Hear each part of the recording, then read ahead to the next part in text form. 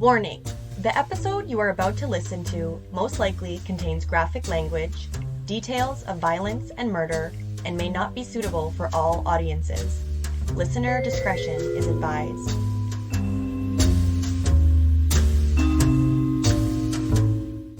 Hello everybody, and welcome to episode 29 of Murder with My Mother, the true crime podcast where I talk murder with you, Mama. What's up? Hey there. So, not much is up with me, but we're getting pretty close to lots of stuff being up with you. Yeah, well, yeah. Hey, I still got 4 weeks. That's like another 2 episodes. So, like how long we make people wait for episodes. So that is true. But we could have an early arrival, or we could have a late arrival. Well, we couldn't have a late arrival because I have a scheduled day to go pick her up like a package. It's literally like, hey, be here at this time, 2 hours before your surgery, and come get your baby. It's like super strange. Obviously, the first time wasn't as smooth, but yeah, well, don't jinx it because it hasn't happened yet. Yeah, so other exciting things in the true crime world. Brian Laundrie's cause of death was released today. And that motherfucker obviously shot himself because he had killed Gabby. So dog never really had a chance. Poor dog sprained his ankle for no reason. Ice baby. Oh, God. So, yeah. Around this area, nothing's really new on any of our cases that we've been anxiously awaiting results for. Nope. But Canadian justice system. Oh, yeah, no. The Canadian justice system is... It is what it is. But speaking of Canada, and actually really close to us, we had... Obviously, if you guys are locals, you know we had the big, huge floods last week that kind of took out, like, all of Abbotsford, which is, or the Sumas Prairies, which is, like, what part of Abbotsford is that? The southeast part? Or south? Yeah. Yeah, it's... Basically, it used to be a lake, and then in the 1920s, they drained the lake, and then now when the dikes stop, or the pumps don't work, or... the river overflows, like the whole area. The river overflowed from the United States into Canada. And we actually could only get to 20 miles of our main highway by boat because the road was under so much water. We're still cut off completely from the rest of our province. Yeah, people are going crazy. I went to the grocery store, and it's like probably the second day after the flood, and it was like... And I live like probably 40 minutes away from where that took place. And it was like there was nothing on the shelves. I waited in the lineup to pay for 40 minutes. Well, because people are hoard. And gas stations, I went to 3 in a row and they were all empty. We now have a cap on our gas. So we're allowed 30 liters per visit, which fills my nice little Fiesta up.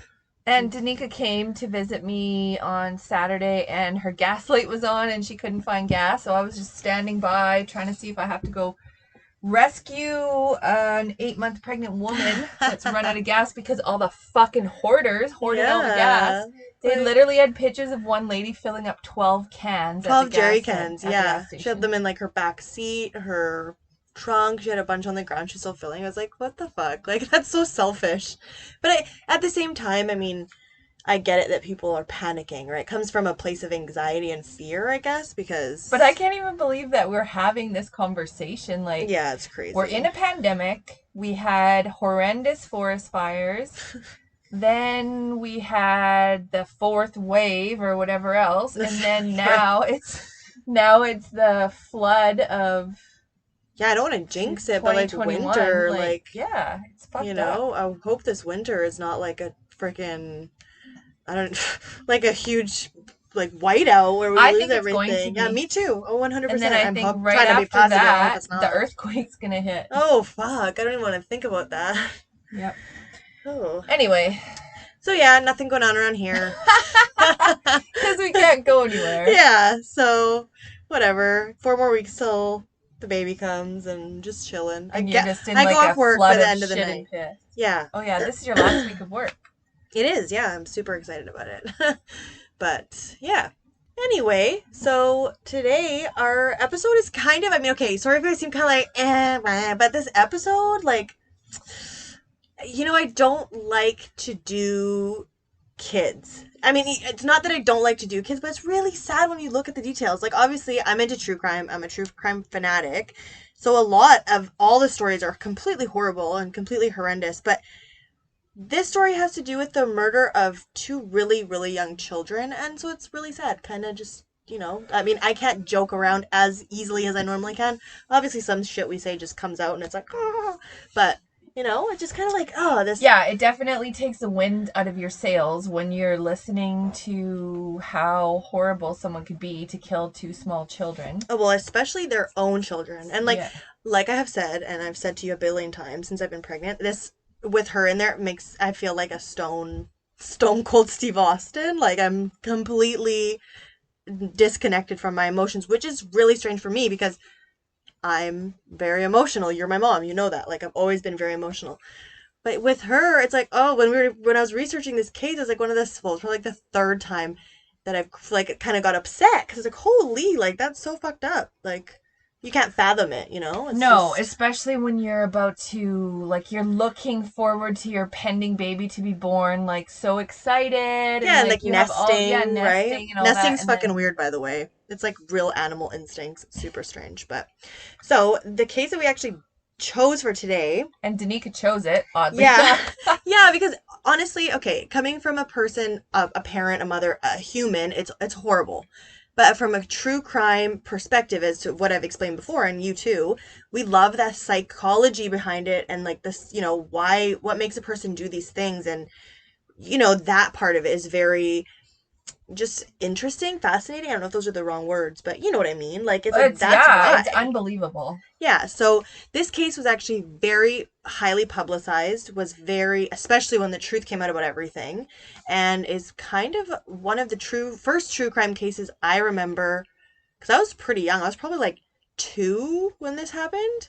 And like, I actually remember her being on The news the and stuff. news and all that stuff. So, I mean, any of our true I listeners watched it know. play out. Like, I mean, that was like the That's weirdest probably thing why I ever. remember, because I was beside you watching And it. back in those days, like, it wasn't like now where the world was a much smaller place because we had the internet and all that. We didn't have any of that stuff then. So just the fact that it reached so many people around the world was actually like pretty unheard of. Well, and it was around the same time that OJ had just Yeah. happened. The Menendez brothers just had happened. So those were huge spectacles of, of The the 90s. crimes, Yeah. right? So, yeah, especially with a story like this. So, if you guys haven't guessed, any of our true crime buffs, we are covering the case of Susan Smith, who murdered her 2 sons that were really young, 14 months and 3 years old. And their names were Michael and Alec.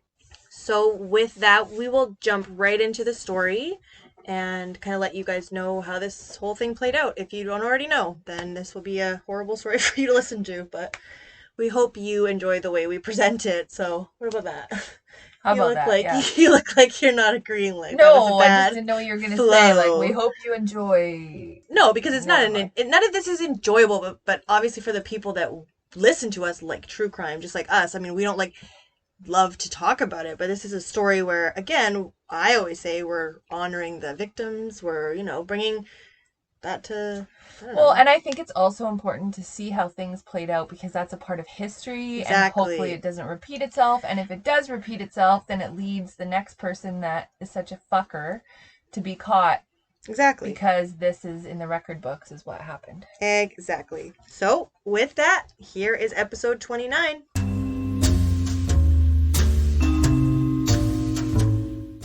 It was around 9 p.m. on October 25th in the town of Union, South Carolina, when a woman heard a knock on her door. She opened the door to find a woman crying on her porch. She said to the woman that answered the door that a black man had stolen her car that had both of her children inside. She came inside and they called 911. The woman's name was Susan Smith, and police went on the hunt for the boys and the mysterious man who was said to have taken them. But just 9 days later, and to the community's shock, the horrible truth came out, and this mother was no longer a grieving victim, but a monster to many all over the world. Yeah, like I literally remember it being like she didn't. Maybe I just watched a lot of specials on it because it was like I was always watching like American Justice or whatever.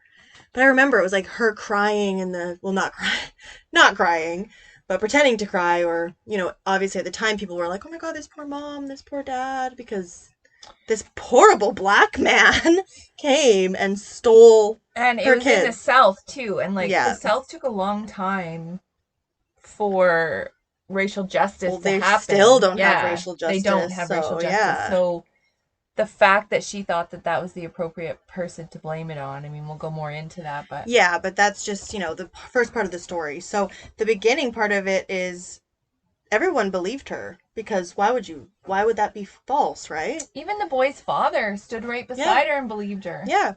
So Susan Lee Vaughn was born to Linda and Harry Vaughn on September 26, 1971. Her mom was a stay-at-home mom with her and her two brothers, and her dad was a local firefighter. They lived in the town of Union, South Carolina, which is by, I don't really know where that is because I don't really know anything about South Carolina, but it's in the south It's of in the South Carolina. of Carolina. Exactly. It's in the Carolinas. Yes. The South. So they actually they had started a family when they were pretty young. Because what actually happened was the dad met the mom when he was 20, she was 17, but she was pregnant already by someone else. Yeah. And so he got with her, which good for you.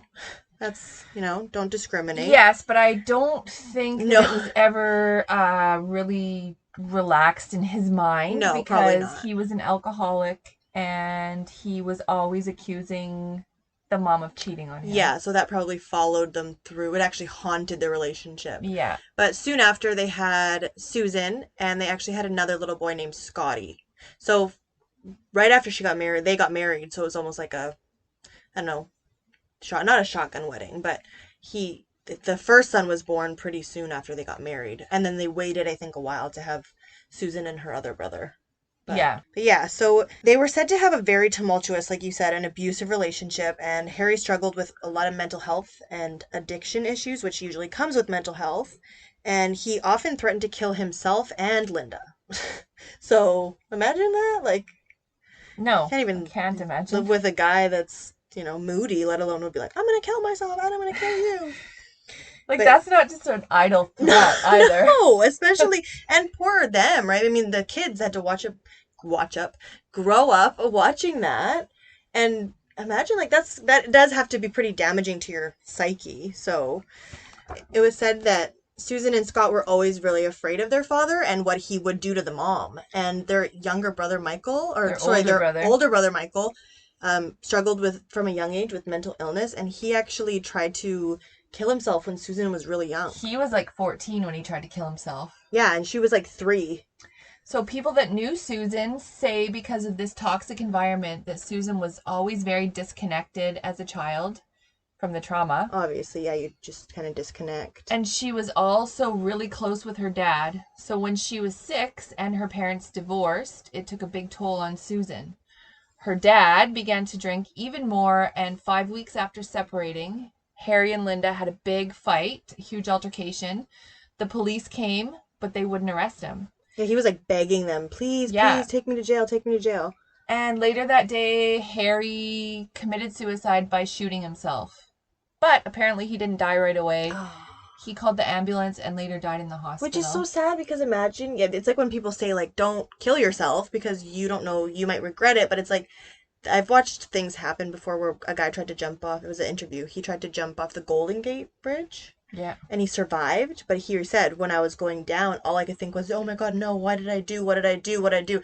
Imagine you shoot yourself. Didn't you go to school with someone that tried to shoot themselves, or in your where you grew up, someone shot them? Yeah, so that was one of Mugga's friends, and the guy like just walked around with a shotgun, missing his face for the rest of his life. But imagine, that's so sad, because I mean, you were probably just so happy to be alive, but it's like, damn, it's got to cause some shit. Well, and the fact that Harry called 911 after he shot himself. Yeah, that's what I mean. It's saying, like, please help me, because if you're trying to die, you're not calling 911. Yeah, exactly. So Linda got married only a few weeks after the divorce was finalized to a wealthy man named Beverly Russell. I thought that was a really strange name for a dude, but who am I? It's one of those Tracy, Beverly, Mallory. Mallory? Wait, I'm like, wait a minute, yeah. I get like Pat, and because that could be either way. You know that movie? I was talking about that too the other Yeah. day, but So he was a South Carolina state Republican committeeman and on the Christian Coalition. So sounds like he was pretty religious. yeah. He was a powerful guy in the community and owned an appliance store. And he also had some children from a previous marriage.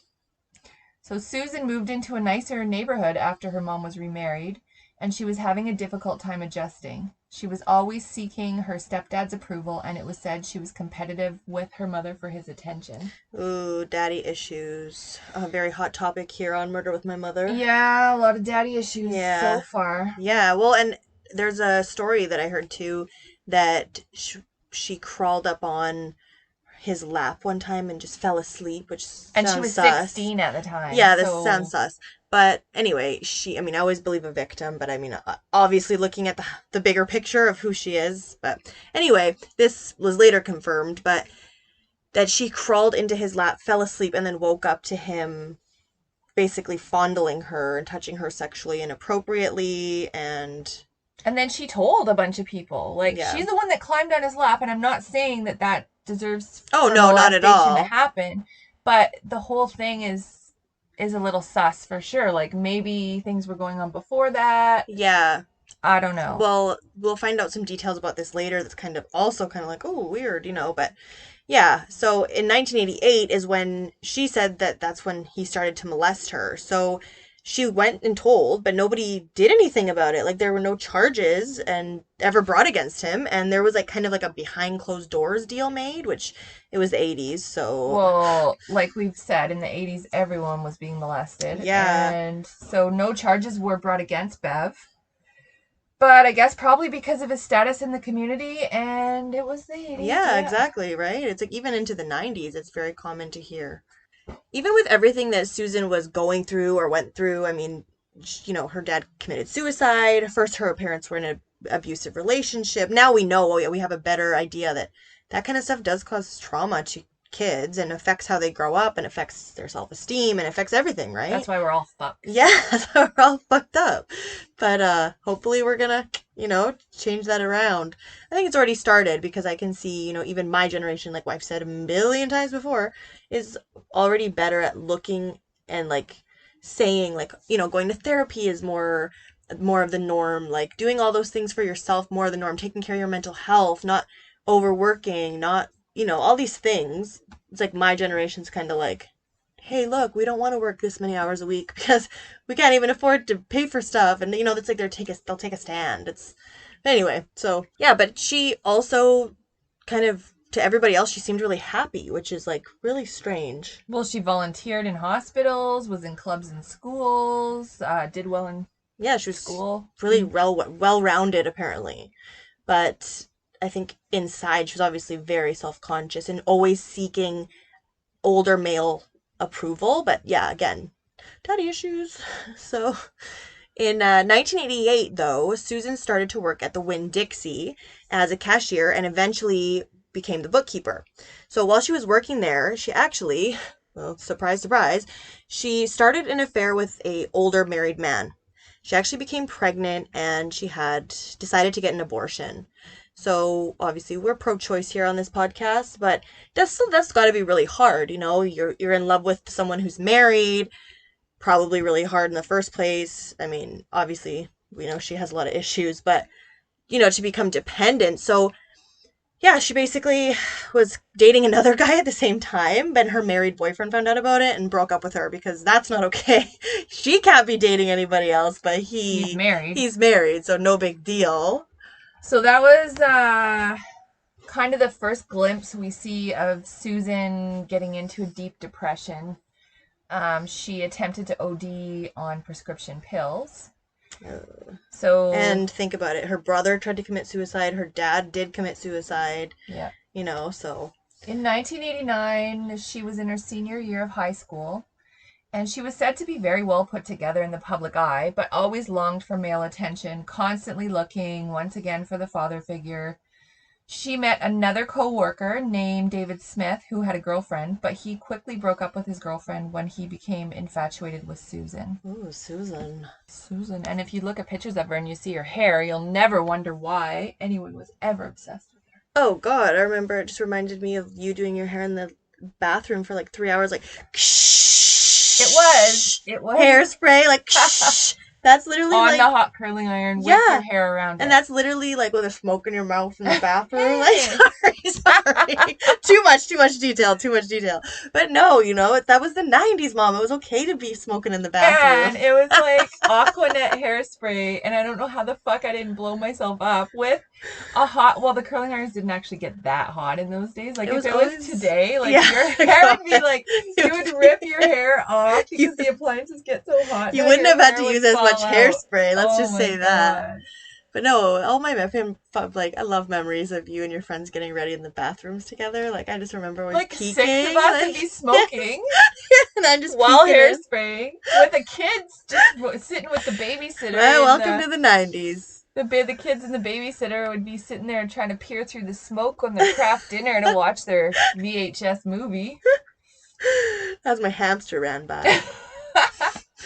Anyway, so Susan and David actually, well, okay, David came from a religious family. Susan did too, but it was because mostly her stepfather, right? So he kind of came into their lives, and now they were I these think the devout mom was just Christians. playing along though, so she could have the rich life. 100%, because this guy was well known. We covered that, but But like he the was a mom, fucking kitty diddler also. yeah, but I mean, I don't want to say anything against religion because again, we've had that topic. I mean, that discussion. I don't necessarily agree, but whatever, to each their own. But a lot of religious people are kitty diddlers and they hide behind religion and then they can ask for forgiveness or whatever. And yeah, so for me, I don't know. I feel like the mom probably just put on some like blinders I and bet you just $1,000,000 Susan's saying she's religious now. 100%. She's already religious. Oh. So David, Susan's new boyfriend, came from a family where his mom was really religious, like controlly religious, like super, super, super religious and very strict.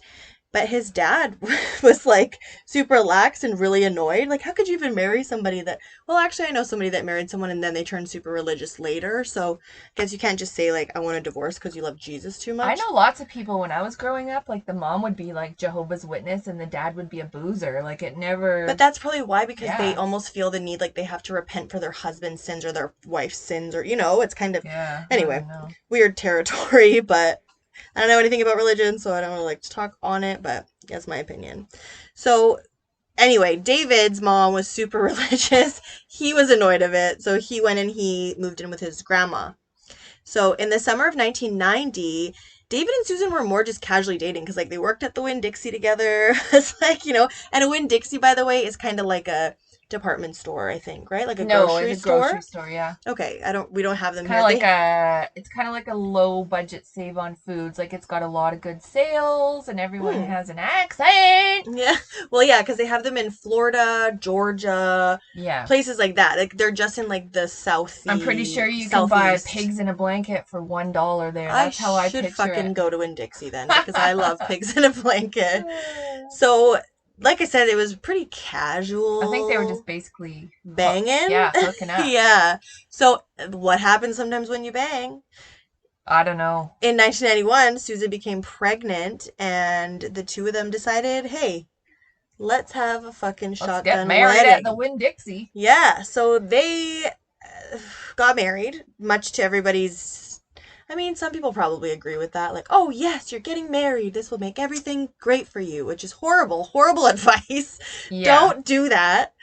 But anyway, they got married, but they actually got married only like 11 days after David's brother tragically passed away. Yeah, he did tragically pass away. Yeah, so that's really sad. Did he kill himself? No, I don't even really know how he died. He died, and then it was really sad, and then, yeah, they freaking just got married. But who else was really sad was Susan, because Susan didn't actually want to get married or have kids right now, and her mom was even more upset because her mom was really upset because David wasn't rich, which I guess she has a nice high standard to hold everybody to now. Whatever if he fucks a couple kids, as long as he's rich, like. Susan should have gone on the Marina or something. Well, yeah, well, Well, too bad it didn't probably. exist back then, but Yeah. But anyway, so she got married to David, much to her dismay, and only months after they wed, David's dad tried to kill himself. And Susan's the one that found him. So I mean, not poor Susan, because fuck Susan. everybody's killing But themselves. yeah, I mean, a lot of people kill themselves. Is that it? Is that like a, There was a cloud hanging over yeah. somewhere. Well, fucking Susan. I can tell you that right now. Fucking big black cloud. Well, Susan soon gave birth to the couple's first son, Michael Daniel Smith, in October of 1991. It was said that the marriage wasn't happy because Susan was living beyond their means, constantly spending more money than the couple had.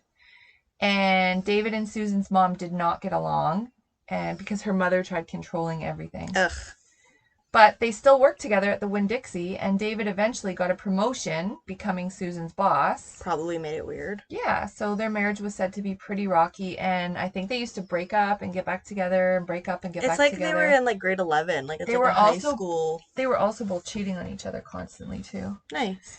She was So- probably cheating on him with the fucking 80-year colonel because With the she only liked 80-year-old. old guys. Yeah. So, They split up in 1992, and Susan began dating an old boyfriend, but David and her were still banging. And in 1992, the later part of the year, Susan became pregnant again. And how the fuck do we even know that these are David's kids? that's what I was actually thinking. I mean, I'm not one to speak on the topic, but you never know because when you see pictures of the boys, they did kind of look a little different. Yeah, they But did. who is there? Who's going to judge, right? Well, Who is- I really think like David and Susan tried to decide to make it work for their family, and I really praise David on all this because he really even though he was fucking around and they were splitting up and all that stuff, he was always really loyal towards trying to work it out. Yeah.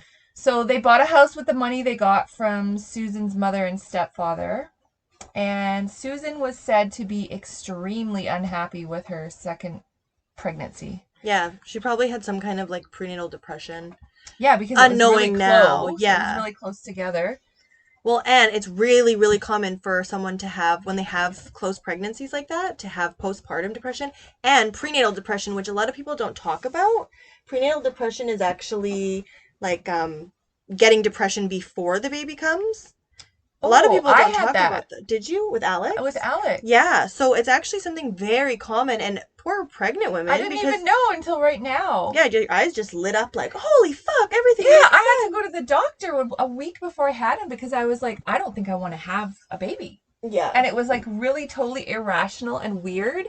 And my friend who No I was living hormones. with was like, I think you need to go to the doctor. Yeah, but that's what I mean. Hormones make you feel so crazy, and a lot of people don't. That's why I'm always quick to say, if someone feels like, oh, I don't know why I feel so sad today, I'm like, are you gonna get your period soon? And they're like, tomorrow. I'm like, yeah, because hormones are a motherfucker. Well, back in 1999, all they said to me was, of course you're going to have the baby. You're 9 months pregnant. Well, Go home. And that's the thing again. Welcome to 2020. There's much more emphasis on treating and diagnosing mental health, right? Yeah, that's crazy that I just learned something about You're myself welcome. today. So Susan gave birth to their second son, Alexander Tyler Smith, in August of 1993. So look at how much time is only between those kids. Oh yeah, they're super. They're 16 months apart? Yeah. Not even. Hey guys, it's Danica. I know you've heard our commercial of First Sense Dog Dry Shampoo, but now's your chance to get some for yourself and for your furry companion. Use promo code MWMM10 at checkout at www.firstsense.ca for 10% off your first sifter pack. These things are awesome. With the sifter pack, you can try all 3 scents: restorative cedarwood, purifying peppermint, and my personal favorite, Zen lavender. That way, you can say goodbye to those stinky car rides home. I promise you and your fur baby are gonna love this product. Now, back to Murder with My Mother. So, after just 3 weeks, okay, I can understand this though, because having a baby, which Woohoo. So excited about it. Um, the first couple weeks, you are more sleep deprived. You are more this. You are more, you're a little You more. feel Yeah, horrible.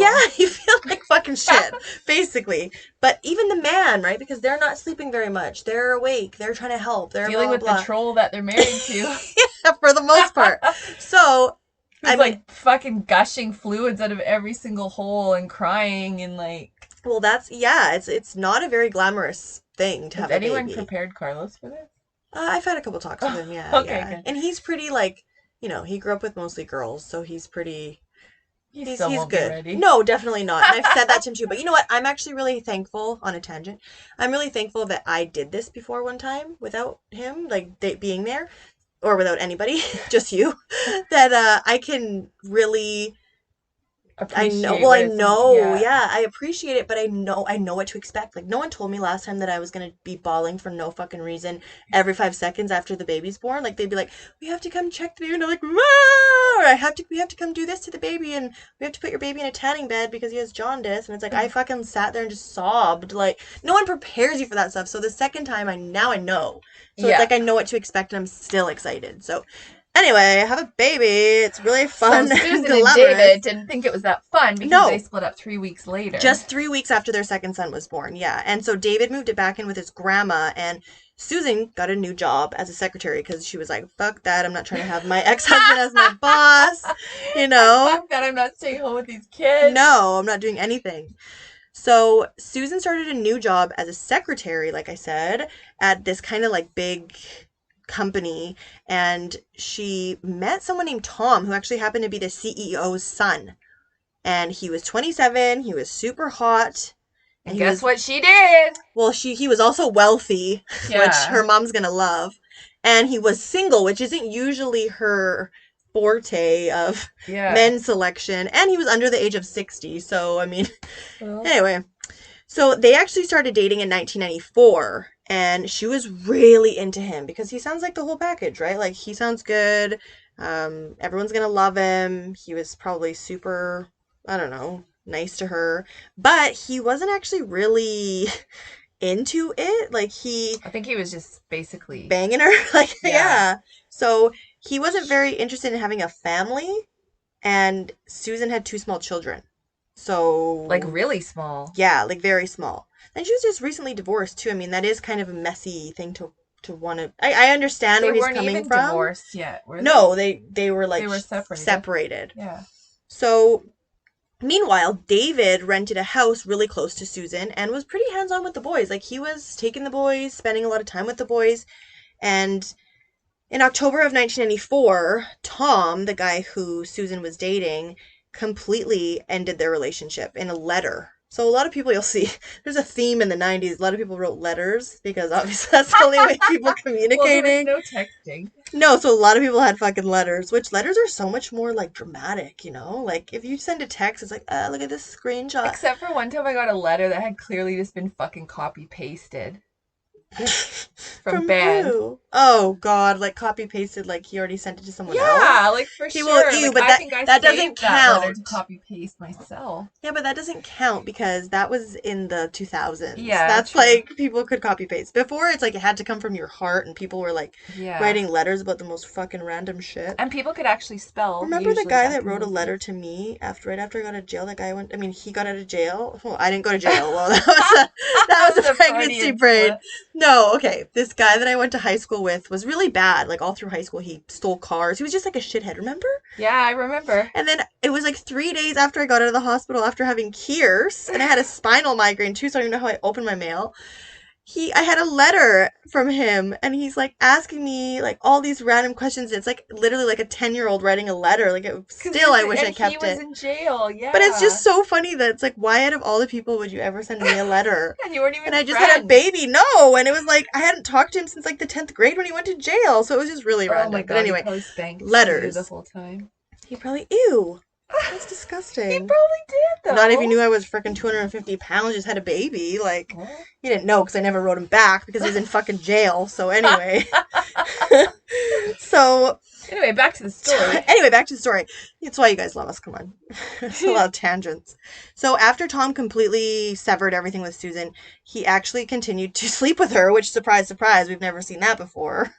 Not in every breakup we've ever covered, which makes people a little, you feel obviously not. How can you feel anything good about yourself when the person that you love is just sleeping with you and then not speaking to you? Yeah, but a lot of women get their hopes up when anyone puts their dick inside them because they're like, oh, yeah, he really does want me. He's just saying, like, even when girls talk to each other, like, no, he doesn't want to go out with you. He's just fucking you because you're chasing him around and he's too lazy to go You're look. chasing him out around with your pussy out. So obviously he's Yeah, gonna it's just like sleep with you. he's just being a fuck boy. Yeah, hey, there you go. Yeah, Good use of some new vocab. Good it's job, good true. job. So he said that he pretty much didn't want to be with her. He wouldn't obviously say I just want to have sex with you. That's not what he was saying. But Susan again fell into a really big depression and started drinking pretty heavily, and she was missing work and she was just not in a good headspace. So Gosh. yeah, on October 25th, there was a big lunch with some coworkers, and Tom actually happened to be there. So him and Susan had a long talk, and he stated that he no longer wanted any kind of intimate relationship with her, and he just wanted to be friends. Ugh. He just wanted to be friends with her. It's not her, it's him. It's not me. Whoa, it's not you, it's me. But he probably totally said, it is you. I just don't want, Again, he reiterated, I don't want to date somebody with children. And she had two really little babies. Like, they're pretty needy until they're like 5. Yeah. And so these babies had a long way to go. So later that night, Susan said that she strapped her kids in their car seats and she drove around to cool off because she was feeling very sad and anxious and all these things. And she said she was planning to go to her mom's house, but she stopped at a local Walmart. And on the way to her mom's, she said suddenly, as she stopped at a light, a black man, very specifically a black man, jumped in her passenger seat and threatened her for her car. He told her that he wouldn't hurt the children, and he pushed Susan out of the vehicle. This is when she ran to the house and told the woman what had happened. But after they called 911, as we said in the beginning, Susan made some other calls and started calling like her mom and her stepfather and David. But oddly, when she was on the phone with David, she was like, hey, the boys are missing. The boys were kidnapped. Probably literally just like that. But I just want you to know that Tom, my boyfriend, will probably come by to console me. So don't get upset. Don't get upset or anything. And it's like, because that's probably should be the last fucking thing on your mind if your kids were just stolen. And Tom's not even your boyfriend. Yeah, Tom fucking broke up with you. So the police began their investigation and they searched a nearby lake because where the lady lived was actually only walking distance from this popular lake called John D. Long Lake. So they searched there and there was nothing. The car wasn't there. There was nothing. The police put out a sketch based on what Susan said.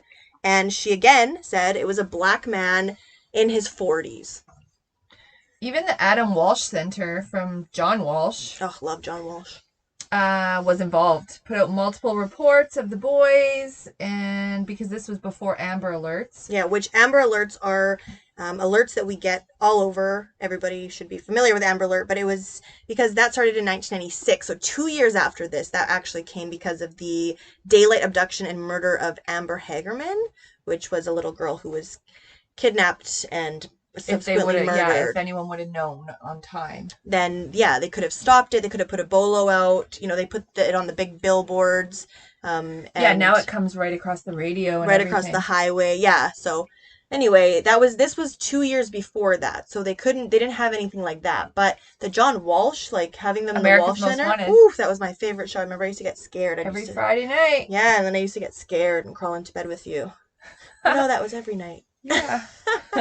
So a few days later, Tom called Susan to see if she was okay. Susan must have been elated. But all she wanted to talk about was them getting back together. Super sus. So he was very confused and asked her why she wasn't thinking about her missing children. Yeah. Like a regular person would be. Yeah, So because they were just stolen. he never spoke to Susan again, but she was Because always, he knew she was a fucking weirdo. yeah, she was wanting him to come running back to her, and she had said that multiple people had said that she reached out directly to them, like asking, like, why isn't Tom Paying attention to paying me. My kids attention were to me? stolen. But Tom had a weird feeling, which rightly so, that something wasn't right. And so now by this time, the kids were all over the news. And Susan and David, because he was freaking sitting right there with her in all the interviews, because he obviously believed that this black man, this horrible man, came and stole the boys and they were just missing. They were nowhere to be found. So you can see him beside her in almost every interview. And then she is pleading, like, please bring my boys back. Please. Here, you know what? Let's listen to a clip of it. 1 second. I just can't express it enough that we just got to get them home. That's just where they belong, with their mama and daddy. I want to say to my babies that your mama loves you so much. It's literally almost like she is chuckling in that She's video. fake, like it's so fake. It's super, super fake. Like there's no tears coming out. There's no. But again, I think the community was just giving her the benefit of the doubt at this time because who would think that someone would make that up, right? Where are these kids then? Yeah, and we've talked about it before. You can never judge people on their reactions, but come on. Like literally, like you can't, because you don't know how you're going to be in that situation. You could think you're going to be one way, you're going to be a totally, but this, like, she was just almost like robotic, like crocodile tears. Like there was nothing coming out, and she's almost smiling, like in It front was of weird, it. yeah. It's really creepy. And David just looks like he's just like, Oh, he's like fucking distraught he's because distraught and like in shock. Like he's just like sitting there, like he doesn't even know where he is. yeah, because that's how you fucking should be. Like I always say, God Yeah. forbid, or heaven, like if anything ever, knock on wood, I would be fucking so heavily sedated that I Same. wouldn't even know where I was. And the So, thing is, like, those kids were so young that like they need you every second for yeah. everything. Like, Yeah, the 3 youngest years one was old only and 14 14 months. months Like, old. that's so young, and so young to be away from your parents. And on day 2, they interviewed Susan for almost 2 hours. 6 hours. Oh, 6 hours. Fuck, I'm really good at remembering stuff, I guess. And David and Susan both took polygraphs. Susan's was inconclusive, and the question she failed multiple times was if she knew where her kids were. Which, obviously, if you're failing that, then. But the FBI agent who administered her polygraph on October 27th said that Susan made fake sounds of crying with no tears in her eyes, like I just said, looking at that video. Yeah. And Agent David Caldwell, who was the director of forensic sciences, interviewed her several times. So he said that the story was just not adding up. So they all really became suspicious of her. Everyone on the trained side of the law, and again, using profiling, all that stuff, just said that her emotions didn't seem sincere. Like they could just tell. And so Caldwell told Susan that she heard about Tom and him not wanting to be with her because she was a mother to Michael and Alex, and asked Susan, like, just kind of fishing, like, so did this fact play in any role or have any bearing on the disappearance of your children? Just testing the waters. And she would get like really offended, which, okay, when people get really offended when they're asked something they're lying about, they usually do get like really over defensive. Yeah, they don't just like say like, what? Yeah, they're not like, oh, I would never, like, they're not like calm and cool and collected. I'm sorry, if I'm accused of something I didn't do, at first I'd be like, no, it's very calm and your reaction's no. not strong and stinging. What the heck, but in this case, she was like, no man would ever make me hurt my children. They were my life. But we know they were my life. Okay, bitch, you are talking in the past tense. Anyone that knows. Hello. So why were they? They are not currently? Like, why not? Because you know something that we don't know? So as the authorities became more suspicious of Susan's story, police asked the FBI for help and got a profile for a woman that would intentionally kill her children. And the profile was almost an exact match to Susan. Depressed, had suicidal tendencies, experiencing rejection, and that the suicidal tendencies could turn into murderous tendencies of the children based on an extension of self. So basically, that's the typical profile for a woman that kills her And children. that's everything Susan was, especially the facing rejection. Like, you know, she had just that day that the boys were mysteriously carjacked and stolen. She just that day was told, look, lady, I'm not trying to fuck you no more because you got these kids. Yeah. And now her kids are missing. Like, that seems very convenient, exactly, for her situation, right? And you're not even like, my babies. You're like, how come Tom's not coming to see me? Like, my kids got stolen, you know? Like, it's just all not feeling right to anybody. So another person who thought that Susan was lying was the forensic artist. That his name was Roy Pascal, and he's the one that did the sketch. So Susan would explain what she saw. He would sketch it, and apparently some things she said were like really vague, and then some things she said were oddly specific. So it's like she was making this up, yeah, like, almost make as up she your went. Fucking mind, Susan. Yeah.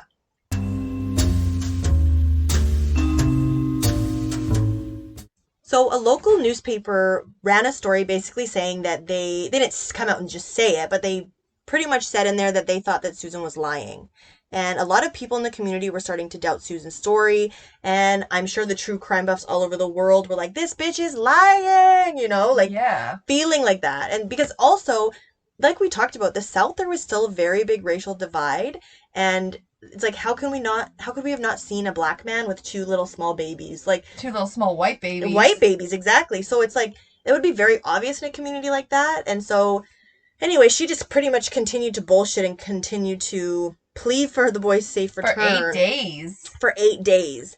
And police continued to interview her. Like, she didn't change her story. She didn't, like, there was just that. The man came in, he was black, he took it. And it's like, why do you even need to say that? Like, you could have said he was in a fucking mask. Like, do you know what I mean? Anyway, so they actually even went as far as making up this story about this woman who killed her children, but she got a plea deal, and then she got out and she actually even married a rich doctor. Like, they're trying to coax her. And you have to think too, Susan's only 22, 23 years old at this time. Yeah, so they're trying to, like, lead her with her... Yeah, like her ideal fantasy, because they now are obviously having big suspicions. And it's sad because David was defending her, and he was actually upset. He was like, why are you guys focusing more efforts on interrogating my ex-wife? Why aren't you trying to find my boys? Like, getting upset. Yeah, because he was loyal. Yeah. Except for when he was cheating, but he was really whatever. nice. Yeah. I like David. She deserved it in the long run. So on day 9 of the boys missing, she continued with the story, and the sheriff called her on her bullshit, basically.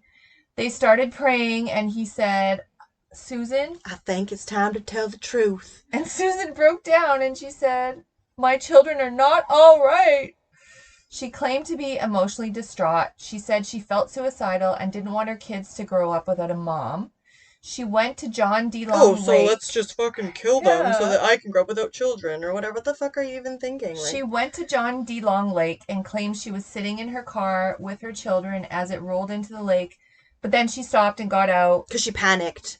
And then she got back in and she went a little bit further. And then she got panicked out again. And she let her 1990 Mazda roll down the boat ramp into the lake with Alex and Michael inside. With the windows and the door. So the windows up and the doors closed. Yeah, like, that's just prolonging. And she said she wanted to go, but the car went down so fast that she didn't have time, and, you know, she knew it was too late. So she said that she knows her sons are in a better place, and at least they will never be hurt again. Like, no, bitch, because you just fucking killed them. Like, oh, it makes me so mad. So sad. And it's sad because the divers went... Obviously, after she admitted this, the divers went back to John D. Long Lake, which they looked in John D. Long Lake, and they didn't find anything, so obviously these divers didn't look very well, yeah. So, no blame or anything, but when they did go back, they found her car, and it was about 18 feet down, and all the doors and windows were closed, and next part's really sad. So, the divers, this whole story is obviously horrible, but this part is kind of, but they said that the divers, when they found the car seats were in the back and they were both upside down, floating, and a little hand, one of the baby's hands, was against the window. Like, that's the first thing that they saw. Ugh. Ugh, gives me, like, goosebumps. I feel so sad about that. And so they confirmed that the boys were Alex and Michael, and Susan was arrested and charged with 2 counts of first-degree murder.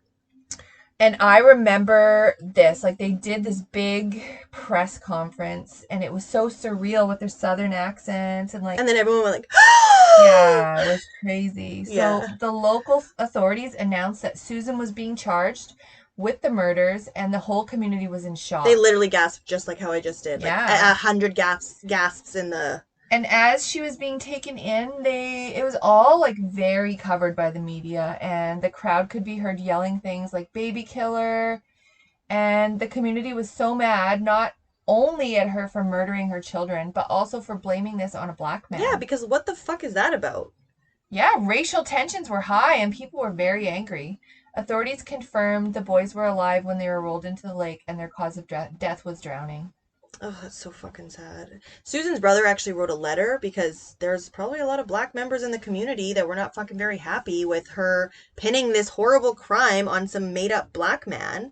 And so he went as far as to write a letter. Like I said, letters are going to be big in this episode. Maybe letters are going to come back like high-waisted They probably jeans. are. They probably are. I don't think high-waisted jeans ever left. Oh. No, I'm just kidding. They did. Because, like, the jeans Christina I would wear in Aguilera? grade 8, yeah, were like, my vagina would almost pop out the top. But anyway, so her brother had to write a letter to everyone in the community saying, I'm sorry, like, this was not based on race. We are not my racist. Sister Susan's a fucking crazy bitch. Yeah, sorry, my sister Susan's a cunt who killed her kids and blamed it on the black guy, and that didn't even happen. Like, Jesus. So... Anyway, Susan also wrote a letter, but she wrote this to David, and she didn't once talk about her sons. She complained about everything else. She said that, like, I can't believe I'm in here. She talked about the fact she was in jail for murdering them, but just discussed basically how she was feeling about that, and it wasn't good. So the boys' funeral was held on November 6th, and it was a closed casket because the boys were in the water for almost 9 days, and... You know, not to get too into detail, but water is not nice and not kind to humans, obviously, right? Yeah. So the boys were actually buried together in a casket because they were both so little they could fit in one casket. Babies. And they were buried next to David's brother who died. Remember, he died about 11 days before I remember. the first brother or the first baby was born. So they were buried right beside their uncle. So the trial for Susan was set, and the prosecutor was 100,000% going for the fucking death penalty. Did not want to give her a deal, which I think almost everybody probably, except for her defense team and her, and probably her family, because they seems like they were pieces of shit anyway. Her mom and her stepdad. Everyone was basically for her dying, for her getting the death penalty because of the horrible thing that she had done. So because of that, Susan had to undergo a lot of testing to see if she was fit to stand trial. And she was under suicide watch with a camera in her cell and the lights turned on for 24 hours a day, 7 days a week. And she actually wore a paper gown. She didn't even wear like a real gown because that's how much they thought she was going to kill herself. Which, I mean, I'm glad she had to live with that stuff. Like, ugh. Yeah, same. So David went to see her about 3 weeks after she confessed, but he couldn't get any answers from her. She wouldn't say any reason. Like, she wouldn't give any explanation. So while she was undergoing testing, experts actually diagnosed her with something called dependent personality disorder. And she was being looked at by all sorts of experts. And we know, obviously, personality disorders, there can be 100 different kinds of personality disorders.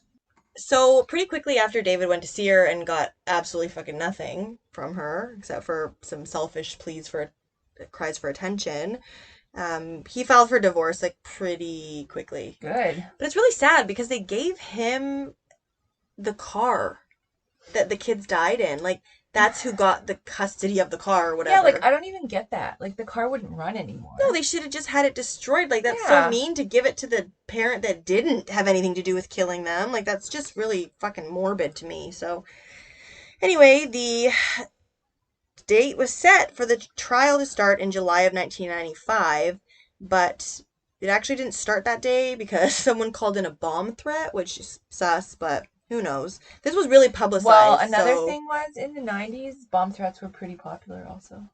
Oh. That was also a part of pop culture in the 90s. Huh. Who knew? Like bombthreats.com. A lot of bombs were actually found at places in the 90s, but too. I went to school in Port McNeil, and People we had just calling bomb threats. And like, if you didn't want to go to school, you just call. I didn't do it, but no. Okay, just... that was a really suspicious look. I didn't, but people called bomb threats all the time, and you couldn't trace it. Yeah, because no it was the fucking 70s or 80s. It was the 90s. Oh yeah, in the 90s. Forgot. So there was the defense was trying to get a deal because that's what the defense's job is to do. Yeah. So they were trying to just deal down for 30 years. We don't need parole. Just give her 30 years and she can get out. But the prosecutor was like, no way. This was a huge spectacle. So they're trying to make a example of this lady that just killed her kids and blamed it on a black man for no fucking reason.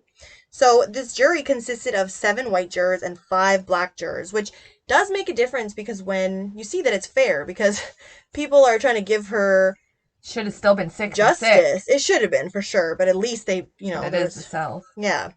So prosecution's case was basically quoting, saying she begged God to return her children to safety, but she knew the whole time that her children were laying dead at the bottom of the lake.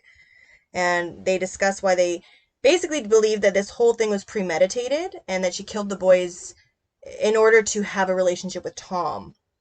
So they brought into details about her relationship and Tom not wanting children and her basically wanting to be free of the burden of motherhood.